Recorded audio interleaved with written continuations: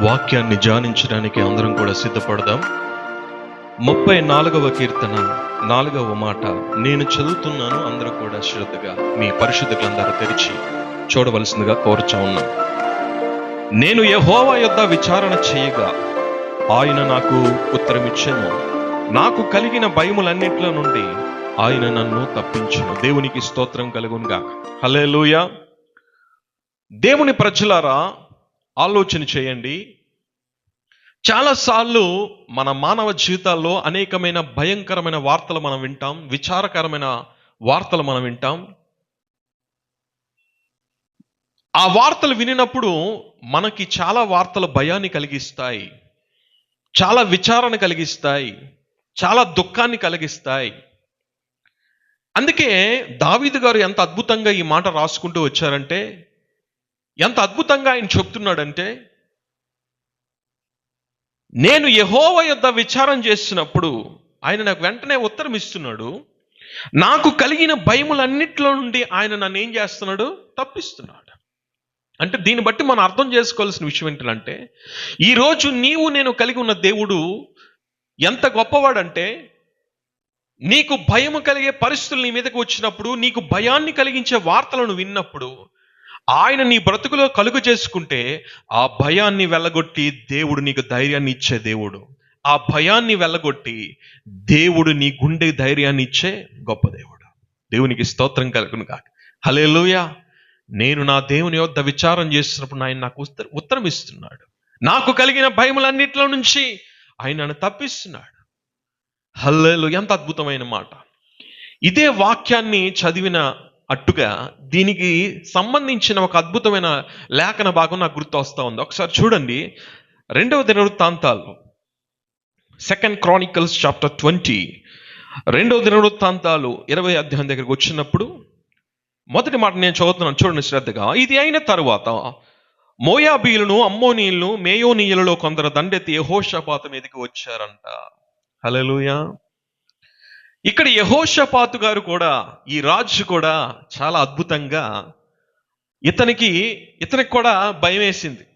ఏమండి, మానవ మాతృలుగా ఉన్న మనకి చాలాసార్లు భయాన్ని కలిగించే పరిస్థితులు ఎన్నో ఎదురవుతాయి. చాలా మంది ఆ భయాన్ని గుప్పిట్లో పెట్టుకొని వాళ్ళకు వాళ్ళే కృంగిపోతారు. వాళ్ళకు వాళ్ళే కృంగిపోయి మనుషులను ఆశ్రయించడం ప్రారంభిస్తారు. హల్లెలూయా. ఏ రోజు కూడా నీకు దుర్వార్తలను విన్నప్పుడు, విచారం కలిగించే మాటలు విన్నప్పుడు, నా ప్రియ సహోదరుడా, నా ప్రియ సహోదరి, మనుషుల వైపు ఏనాడు నువ్వు చూడకు. హల్లెలూయా. మనుషుల్ని ఎప్పుడు ఆశ్రయించుకు. మనుషులు నమ్ముకునే కంటే యెహోవాను ఆశ్రయించడం మేలని దేవుని వాక్యం చెప్పినట్లుగా, రాజులు నమ్ముకునే కంటే యెహోవాను ఆశ్రయించడం మేలని దేవుని వాక్యం చెప్పినట్లుగా, దేవుని బిడ్డలారా, యెహోషాపాతు ఈ వార్త వినగానే అతనికి కూడా భయం వేసిందని దేవుని వాక్యం చెప్తుంది. చూడండి, అదే అధ్యాయము 2వ దినవృత్తాంతాలు 20వ అధ్యాయం 3వ వచనంలో మీరు చదివితే, అందుకు యెహోషాపాతు కూడా ఏం పడ్డాడంట? భయపడ్డాడు. హల్లెలూయా. కొన్ని దుర్వార్తలు మనకు చాలా భయాన్ని కలిగిస్తాయి. కానీ భయము కలిగినప్పటికీ కూడా ఆ సమయంలో నీవు నేను చేయవలసిన అద్భుతమైన పని అంటూ ఒకటి ఉంది. ఏంటా పని? ఎవరి దగ్గర కనిపెడితే మనకి విజయం వస్తుందో, ఎవరి దగ్గర విచారం చేస్తే మనకి నిజమైన విజయం వస్తుందో మనం జ్ఞాపకం చేసుకోవాలి. యెహోషాపాతు గారు భయపడి ఆయన ఏం చేశారంటే, యెహోవా యొద్ద విచారించుటకు మనస్సు నిలుపుకున్నాడని దేవుని వాక్యం చెప్తుంది. 2వ దినవృత్తాంతాలు 20వ అధ్యాయం 3వ వచనంలో. అతను కూడా భయపడ్డాడు, కానీ దేవుని యొద్ద విచారం చేయడానికి మనస్సు నిలుపుకున్నాడు. నేను అడుగుతున్నా, ఈరోజు భయం కలిగించే పరిస్థితుల మీదకి వచ్చినప్పుడు దేవుని పాద సన్నిధిలో నువ్వు కనిపెడుతున్నావా? అయ్యా, నా మీదకి ఈ ఉపద్రవం వచ్చింది, నీవే నా సహాయకుడవని ఏ రోజైనా నువ్వు దేవుని దగ్గర కనిపెడుతున్నావా? అయ్యా, నేను ఇలాంటి వార్తని నేను విన్నాను, నా ఆధారము, నా యొక్క సహాయము, నా కేడము, నా శైలము, నా కొండ, నా కోట, నా సమస్తము నీవై ఉన్నావయ్యా. నీవే నా వెలుగుగా ఉన్నావయ్యా. నీవే నా రక్షణకు కారణభూతుడిగా ఉన్నావయ్యా. నీవే నా పరిస్థితులు మార్చే దేవుడవయ్యా. ఈ విచారంలో నాకు విడుదలిచ్చే దేవుడవు నీవే, విజయాన్ని ఇచ్చే దేవుడవు నీవే అని దేవుని సన్నిధిలో మొర్రపెట్టే ఒక గుణం నీవు కలిగి ఉన్నావా? యెహోషాపాతు రాజు కలిగి ఉన్నాడు. 3 సైన్యాలు దండెత్తి వస్తున్నాయని వార్త విన్నప్పుడు అతను భయపడ్డాడు, కానీ దేవుని పాద సన్నిధిలో కూర్చుని ప్రార్థన చేయడం ప్రారంభించాడు. ఎంత అద్భుతంగా ఆయన ప్రార్థన చేస్తున్నాడు చూడండి. 6వ వచనం, అదే అధ్యాయం 6వ వచనంలో, మా పితరుల దేవా యెహోవా, నీవు ఆకాశమందు దేవుడివై ఉన్నావు, అన్యజనుల రాజ్యములు ఏలువాడవు నీవే, నీవు బాహుబలము గలవాడవు, పరాక్రమం గలవాడవు, నిన్ను ఎదిరించుట ఎవ్వరికి బలము చాలదు. హల్లెలూయా. ఎంత అద్భుతంగా రాసుకుని ప్రార్థన చేస్తున్నాడు చూడండి ఆయన. అయ్యా, నిన్ను ఎదిరించుట ఎవరికయ్యా సాధ్యం? గ్రహిస్తున్నావా ఎప్పుడైనా దేవుని బిడ్డలారా? నేను కలిగి ఉన్న దేవుడు ఎంత గొప్పవాడు. ఎలాంటి విచారకరమైన వార్తలైనా, దుఃఖకరమైన సంఘటనలు ఎదురైనా నా దేవుడు ఆ పరిస్థితుల నుంచి నన్ను లేవనెత్తగలడు, విడిపించగలడు అన్న ఒక ధైర్యము నీకుందా దేవుని బిడ్డ? యెహోషాపాతు రాజు ప్రార్థన చేస్తున్నాడు, అయ్యా నా ఆధారం నీవే కదా, నా పితరుల దేవా, నాకున్న దేవుడు అంటూ నీవే కదా, నిన్ను ఎదిరించుట ఎవరికయ్యా సాధ్యం? నువ్వే చూసుకోవాలి ఈ పరిస్థితిని అని దేవుని దగ్గర విచారం చేశాడు. ఏ రోజైతే దేవుని దగ్గర నువ్వు విచారం చేయడం ప్రారంభిస్తావో, విడిపించడానికి నా దేవుడు సిద్ధంగా ఉంటాడు, విజయాన్ని ఇవ్వడానికి నా దేవుడు సిద్ధంగా ఉంటాడు. నీకు ఈ ప్రార్థన దేవునికి నచ్చింది. దేవుడు అన్నాడు, యెహోషాపాతు, నువ్వు ఊరకనే నిలిచి ఉండు, యుద్ధము నీవు కాదు, యుద్ధము మీరు కాదు, మీ పక్షాన యుద్ధం చేసేవాడను నేను, నా దేవుడు చెప్పాడు. దేవునికి స్తోత్రం కలుగును గాక. హల్లెలూయా. యుద్ధము మీరు కాదు, నేను చేస్తానని చెప్పాడు ఆయన. హల్లెలూయా. వీళ్ళేం చేశారు మరి?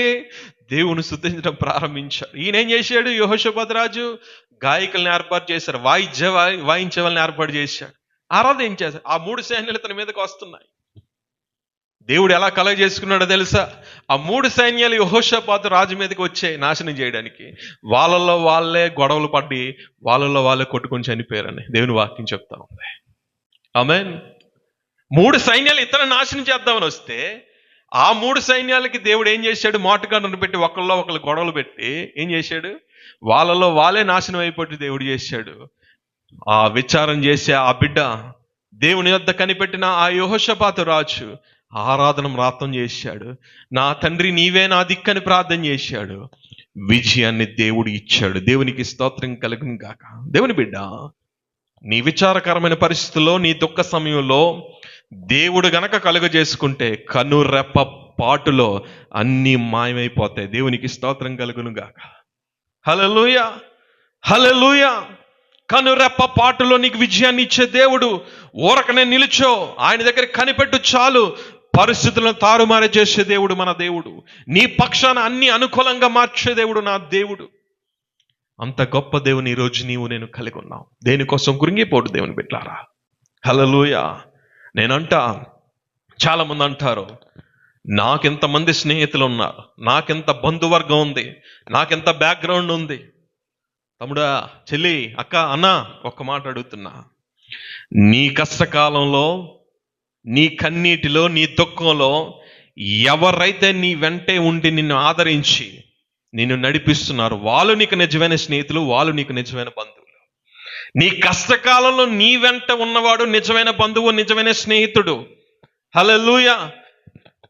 అలాంటి వారిని నువ్వు నమ్ముకో, తప్పులేదు. కానీ నేను అంటాను, అలాంటి వారు ఈరోజు అక్కడ కనిపించరు. మనకన్నీ ఉన్నప్పుడు, అన్నీ బాగున్నప్పుడు ఈగల వలె మన చుట్టూ మూగుతారు దేవుని బిడ్డలారా. నీవు కష్టకాలం ఉన్నప్పుడు నీ కష్టం వాళ్ళకి ఎక్కడ అంటికి పోతుందని తప్పించుకుని తిరిగే వాళ్ళే చాలా మంది ఉన్నారు. ఈరోజు నేను ప్రకటిస్తున్న దేవుడు అలాంటి వాడు ఆయన కాదు.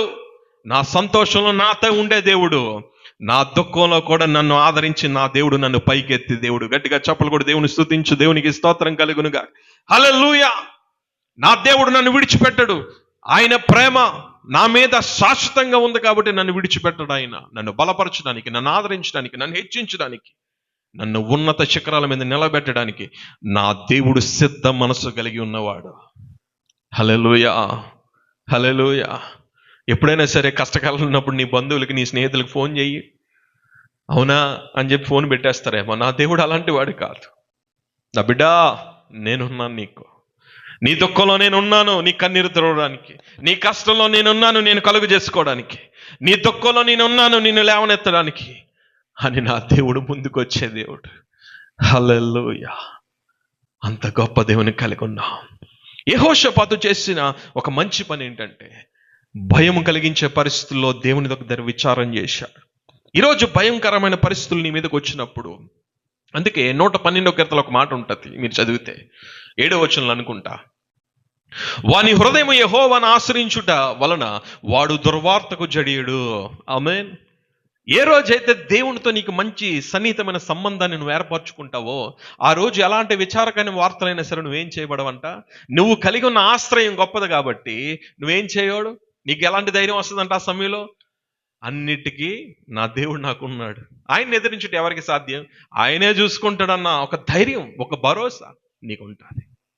దేవునికి స్తోత్రం కలుగును గాక. హల్లెలూయా. కనుక అట్టి కృపలో మనం వర్ధిల్లి అనేకులకు దీవెనకరంగా మనం రానున్న దినాల్లో ఉందుము గాక. దేవుని